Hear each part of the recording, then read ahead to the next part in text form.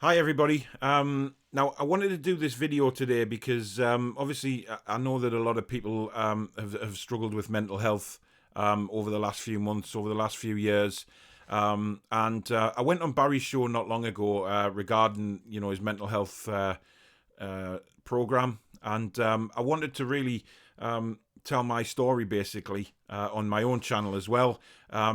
Just to maybe try and help some people through what they're going through, because I know a lot of people there's a few people who follow this channel who have been through terrible mental health issues lately, and it's been very, very difficult for them. So I'm going to tell my story now, and I'm going to be 100% honest, and because I feel that's the way to go. And mainly just to show people that, despite you being rock bottom at times, you can climb the ladder again, you can get better, and you can make a difference to people. Because certainly on my channel, all I've wanted to do is make a difference to people. I've wanted to give people a good laugh. I want to, let them enjoy watching various things that I do on this channel. And most of the messages I've had from people have been fantastic, saying about, how the mental health has changed. They look forward to certain things on the channel. And that's what I want to talk about. Just that you can just sort of beat it and get to the top again. And not be feeling rock bottom. It's very difficult, don't get me wrong, but at the same time, you've got to really push yourself at times to achieve things, and maybe just try and get that anxiety or depression to the back of your mind and focus on something. And just, if it helps one person or two people, then I'll be happy with that. So that's why I'm doing what I am with this video. Now, as people know, I suffer from Parkinson's disease, and I'm also type 2 diabetic. Now, I was diagnosed with those two illnesses within 3 months of each other.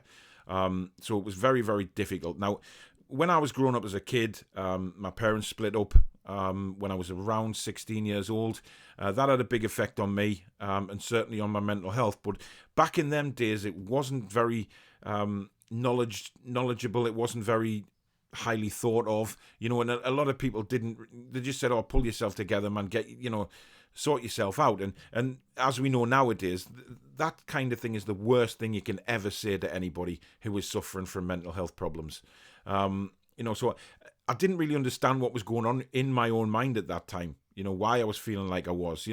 I was doing sort of various jobs at the time, and I wasn't going to work because I'd rather just say I was going to work and then I went to my mate's house or something like that, rather than actually dealing with the job, and of course ending up losing your jobs. So it was difficult for me at that time, but I played ice hockey, obviously, and that got me through a lot of it, because you really could just sort of get any demons that were in your mind at the time. You could really get rid of them on the ice. It was a great way of just burning up that massive anger and energy that I had in my system. My main problems obviously started, when I was diagnosed with the Parkinson's disease. I was doing really well. I was quite high up in North Tyneside Council. I was enjoying myself. I had a great job, great colleagues, and I'd worked all my life. And then just one day, sitting at my desk, my colleague turned around and said, oh, by the way, do you know your right hand's shaking? So me being me, just thought it was an old ice hockey injury, possible nerve problem. So I went to the doctors and explained that I had a tremor, and I didn't really know what it was. It was starting to bug me a little bit once I knew it was there, because once my colleague told me, obviously I was looking at my hand all the time and thinking, wow, what's going on there? And eventually obviously sent for scans, etc. And the day I got told I had Parkinson's, you could have knocked me down with a feather, which, being 6'5", wouldn't be easy to do. But that day, I guarantee you, just anything would have knocked me over. I was very angry at the time. I didn't know what was going to happen in my life. I had a wife, I had kids. We rented a property. I was told that there was a possibility that I wouldn't be able to work. I did try and go back to work. A couple of weeks after dealing with the actual diagnosis. But unfortunately, I just wasn't well enough. The medication I was put on had side effects, etc., until they got the right dosage, and it made me pretty poorly. So in the end, I was told that I couldn't work, which was like being hit by a truck. After working all my life, it was a very, very difficult time. And then I say within 3 months of that, I get told that I'm diabetic. I then have to start injecting insulin 4 times a day. And it just seemed my life had been turned upside down completely, which wasn't very nice to deal with, because what happened after that, my marriage then broke down. My wife decided enough was enough. She'd left, and I actually hit rock bottom. I do remember sitting at the dining room table, just staring out the window through the night. Couldn't sleep, so I just sat at the dining table, and I had loads of tablets in front of me. Now, I cannot answer honestly if I was going to do anything. I think it was just a more of a cry for help, or just to admit to myself that I needed to try and sort myself out. I didn't. I just went into a shell. I was just rock bottom. I then did something really strange. I don't know why, but I didn't want to be me anymore. Now, to many people who suffer mental health, maybe that does ring a bell. I didn't want to be who I was, so I started applying for bank accounts and things like that in a made-up name. Not anybody that I knew. It was just completely made up. It wasn't. I wasn't trying to rip anybody off or anything like that. It was basically because I didn't want to be myself anymore. And I eventually, once I'd moved out of the rented property, the family home, I had a policeman knock on my door one day, and obviously the person who I'd rented the house from started getting letters in this different name. Now the policeman, he could have dragged me over the coals, but that was the turning point for me, because I completely broke down that day. While the police officers were in my property, the kids were upstairs. I just completely, every bit of energy that was inside my system just came out that day. Negative energy, disappointment, anger, the whole thing.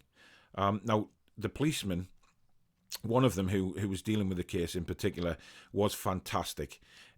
He basically helped me to contact these companies who had applied for bank accounts, etc., explain the situation. He gave me his name to tell them, look, the police are helping me with this. If you need to speak to him, then this is his number. And it all got dealt with very, very quickly. And to this day, I'll be forever thankful to that police officer, because he was absolutely fantastic with me, and he understood the situation. Now, you can say what you will about the police, but that day, honestly, to me, he walked in as a guardian angel. Something just made me just pour everything out to him. He understood the situation, and he was there to help me. So from that day forward, I've been trying to look upwards.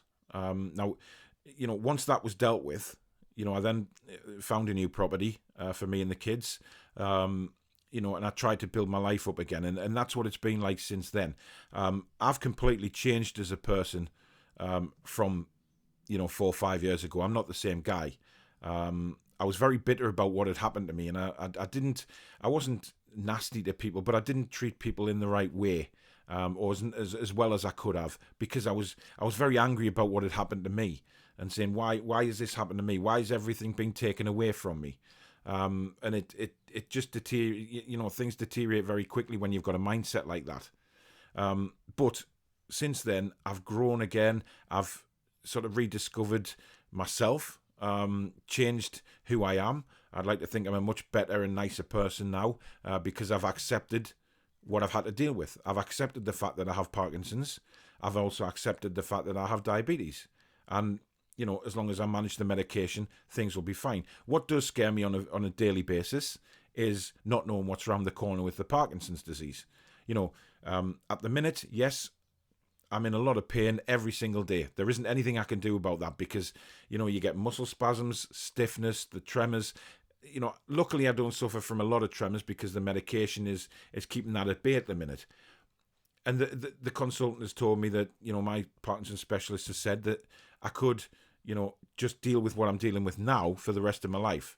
And it might not get worse and worse, like you've seen with likes of Michael J. Fox, with Muhammad Ali, those kind of people. And for me, that's immediately what I thought about when I got diagnosed. I thought about how bad they looked. Now, when I go for my hospital appointments at the Parkinson's clinic, I do see people who are in a lot worse condition than me. Yes, they're a bit older than me, but when I see those kind of people, it then makes my mind go into haywire, thinking, God, what if that's me in a few years? What'll happen with the kids? What'll happen with this? What'll happen with that? A million questions. So, a couple of weeks ago, I did have a bad week, a very bad week, which I said on my Q&A last week. I explained about it. And basically it was because, I needed to make people realise that I have to live in the now with what I deal with on a daily basis. I have to live in the now, not the next. It's all right for people to book holidays for next year or look forward to things in a couple of years' time. Now, again, things might be perfectly normal for me in a couple of years' time, but they also might not, and that scares the living crap out of me. It really does. To know that I might not be the same person that I am now in a couple of years, which is why I live in the now. And that's why I had to try and make Susan, my fiance, just try and understand what was going on in my mind, thinking, if the latest phones or the latest this or that comes out, I want it now because, it's all right for people to say, well, save up and wait. For me, that's not the easiest thing to do because I don't know if I can save up and wait. I don't know whether I'll get that opportunity. So for me, I have to do that in the now. And I think that's how a lot of people at the moment live their lives with mental health. A lot of people are hiding away and not confronting it. And I confronted it in completely the wrong way by trying to, use the made-up name to just change who I was. I didn't want to be me anymore. And that was the hardest thing ever in the world for me to deal with. It really was. But like I say, I decided to start a YouTube channel. I'd watched a lot of people on YouTube, the True Geordie. I'd watched Newcastle Fans TV. I watched Lee for a while before that really took off. So there was a lot of inspiration there because I'd always been interested in football. Newcastle United was always my passion. So I wanted to maybe try it. So I got my mobile phone out one day and I recorded a video after one of the matches I'd been to, and it felt really good. It felt really good to express my feelings on the match and be 100% honest about it. And that's what I've always been on YouTube. And people that know me now know I wear my heart on my sleeve, and I will always do that. Whether it's the right opinion or the wrong opinion, it's my opinion. And that's why I like to talk to people about different opinions, whether they agree or not. That's why I'm so against online trolling and stuff like that. That's why, when I reacted to, Steve Wraith, all that complication a couple of months ago, it was stupid. And, that's why I apologised for my part in it. I brought Holly onto the channel for a special show about mental health, which I thought was, she was brilliant, and it helped a lot of people. But you have to have a focus, and that's one of the main things that, if you do suffer from anxiety or sort of depression, things like that, try and have a focus. Try and have a point in your sort of daily life where you think, right, I'm going to do that today. I've got up this morning, didn't really particularly feel great, but I thought, right, I've got to take the dogs to the vets this morning, and then I'm going to do a couple of videos. I'm going to do a transfer video, and I'm going to do this one. And once you get going, once you start setting up, you get the excitement again about doing videos, and after the video, go away and I'll edit it and I'll process it and I'll pop it onto YouTube, and then hopefully, like I say, this video will help a lot of people to realise that no matter how down you are and no matter what you've done in the past, you can grow again and become a different person.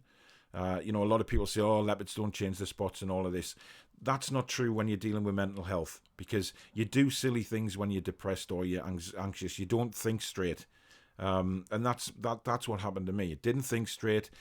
Silly little things like that. It still affects me to this day. We know it does. I had a bad week the other week, like I've just said.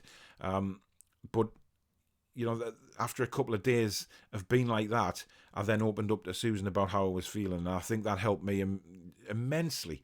And to have somebody like that there to support you like she does with me is incredible. I mean, she is, I've said it a million times, she is my guardian angel. She's come along. We've been together a couple of years now, and it's been fantastic. Yeah, there's been ups and downs along the way, as you get with any relationship, but this woman has just completely changed my life and made me such a better person, made me realise what's important in life and what isn't. And that's what I focus on. And a lot of people don't have that, though. That's the problem, and that's why they need to get professional help. Or, there is a lot of people on social media. It takes a battering a lot of the time, but there is a lot of people on social media as well who are there. When I put a message out a few weeks ago that I'd had enough, I wasn't talking about my life, but obviously the message came across like that. But the messages of support I got were incredible. Even for people that don't even follow me or I don't even follow them. It was incredible. So there is people out there, even if you don't know them. Sometimes talking to somebody that you don't know helps immensely. I'm lucky that I have that relationship with Susan where I can open up to her about anything. We can talk, we can laugh, we can joke, and it gets me through. She suffers from anxiety as well, so it helps that I've suffered it as well, so I know what she's going through when she's having her bad days. But the main thing is to get across in this video is that, when I started this YouTube video, it was just for a bit of fun. I thought, right, it'll give me something to do. I then it sort of started getting subscribers and then started to grow and grow. I then thought, right, I'm gonna give this a real go, because this is what I have to do full time now, because I can't go out and work. So maybe just put all my focus into a YouTube channel and see if I can make a bit of money that way. And the last few months have been great. It's been going really well. Yes, the subscribers have dipped a little bit now that the season's ended, but hopefully, moving forward with all the new plans for the channel, then hopefully it will grow and keep on growing, because that's what I want. Anybody that starts a YouTube channel has to realize that it isn't easy, obviously. But if you don't focus too much on the subscribers or the views, you do it because you love recording videos, or you love doing live streams, you love interacting with people. That's the best way to go about it. It really is. And now, to this day, I love what I do on YouTube. I've got a brilliant co-host in Jade for most of the shows that I do, the live streams. The Four Horsemen, people love that, and the comments about improving their mental health from that show by just being able to laugh at the start of a week really does hit home to me, because I know what that's like, and to be able to have that relationship with the viewers is just great. So it's just to say that I know there's a lot of people out there now who are really down, who are struggling, but I've also seen so many people who have been struggling seek the help that they needed and are starting to grow as a person again, have decided, right, I'm going to give this a go, or I'm going to give that a go, and really try and stick to it. Because it's important to have focuses in life, whether like me, you can't go out and work every day because of your illness, but you can make a difference in other ways. I'd like to think that, I'm a very good dad.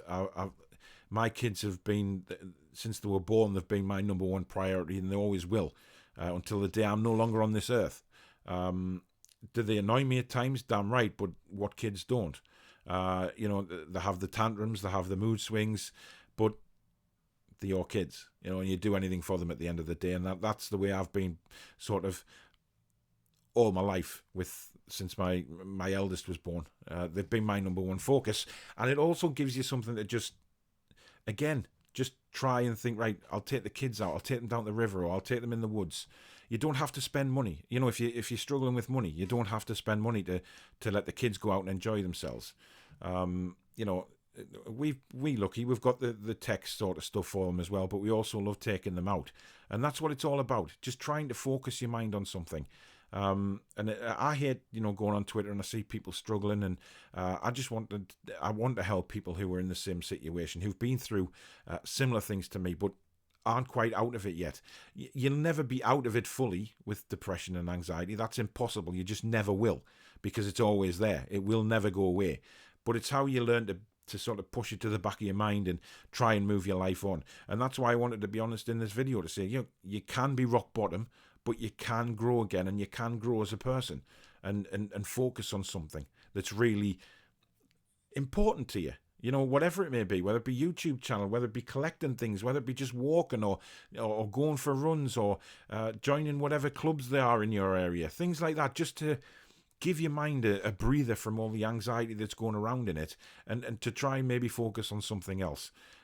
Luckily, I love my football, I really do, and I love talking about Newcastle. I love talking about any football. So that's why I'm going to bring different shows on to the channel next season. EFL, Premier League, the European leagues, the non-leagues, all sorts, because people love talking about football. It's the biggest sport in this country by a long shot, and you get to know so many people. I've made some great friends through the power of social media and through YouTube, and those are friends for life. And I know those friends will do anything. If I have a problem, I can turn to those people if I can't turn to Susan, which is very rare, to be honest. But if I want to talk to somebody else who I feel comfortable with, then I will. And because I've learned to do that over time. And I think that's what a lot of people need to learn. But if you are in any sort of mental health problems, then please do seek professional help as well. But also, aside from that, try and get something to focus on. try and maybe talk to other people who you don't know, who just maybe give you an idea. You could be talking to them about anything, and then suddenly you think, oh God, I'm interested in that. I might look into that more. Just trying to beat your mind and try to push the anxiety around and positivity to the front of your head. It does work. I mean, it may not seem like it for a lot of people who are at the moment in the stage I was when you're rock bottom, but it does come through eventually. It really does. But do you have your bad days still? Damn right you do. But it's how you get through those bad days, and you have to learn to cope in different ways. Rather than just saying, I've had enough, there's no point me being here anymore. You do feel useless. You do feel worthless. I did a couple of weeks ago. I told Susan that. But luckily for me, I had that support around me, and, start to focus on getting things going again with YouTube, and just interacting with everybody, and it slowly goes away. It's not a quick fix. We all know that. It will never be a quick fix for mental health. But I was in a very, very dark place with the illness, but I've learned to kind of accept it in a way. I always worry about what tomorrow will bring because of the illness. I've explained that is something will never leave me, because it will always worry me that about what will happen tomorrow, etc., etc. But I have to learn to live with that. I have to learn to live in the now, and that's what I do.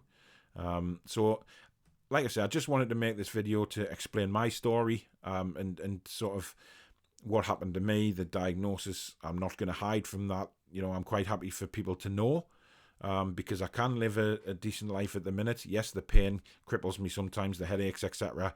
But you have to move. You have to beat it. You have to. And I feel in a better place now than I did a couple of weeks ago. So I wanted to be as honest as I could on here, and if it just helps one or two people, then I'll be absolutely chuffed to bits with that, even one person. But I hope it helps a lot more people to realise, give things a go. Just try and spin that mind from the anxiety at the front to the back of your mind. If anybody needs any help, if they're interested in YouTube or whatever, if you need any help and want to start a channel, I will, private message me on Twitter, and I will get back to you, and I will give you all the help that I can. Because if it's important to you, then, that's the main fact. You've got to make something important to you. Whether it be YouTube, whether it be, even things like stamp collecting and things like that, whatever it may be, just get a hobby, do something, and just turn around to the anxiety and say, right, sod off. You're nibbling away at me all the time, but I'm not going to listen. I'm going to listen to this side. I'm going to listen to the positivity. I'm going to do X, Y, or Z to give my life some purpose, and that's what you've got to try and do.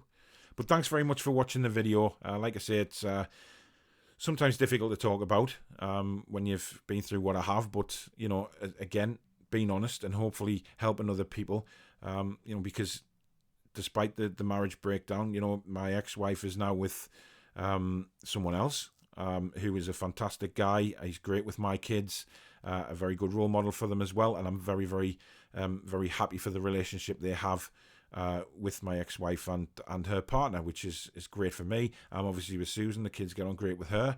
So there's no malice on either side. We communicate, and the kids are very happy. And that's all that counts. So it can happen. You just have to get level-headed and make things happen. But thank you again for watching the video. I really do appreciate it. Like I say, if I can help one or two people, that means the world to me. But in the meantime, like I say, if you're going through it, get help, get proper help, but also use the tools around you as well. So thanks very much for watching. See you soon. Be strong. Be